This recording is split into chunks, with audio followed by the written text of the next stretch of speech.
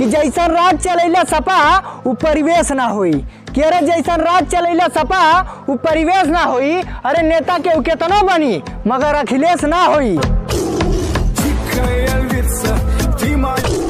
अरे केतनो उपैया करबा कमल तबो फिर से फुलाई, कि अरे केतनो उपैया करबा कमल तबो फिर से फुलाई। और जब भाजपा का झंडा लहराई तो तार साइकिलिया पंचर हो जाई। के फिर से योगी जी ही आई है, अखिलेश साइकिल के पंचर बनई।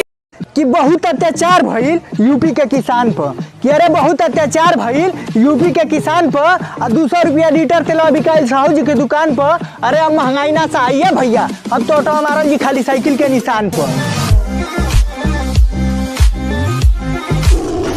चाहे जितना जोर लगाला कुछ ना पैबा उखाड़, कि चाहे जितना जोर लगाला कुछ ना पैबा उखाड़।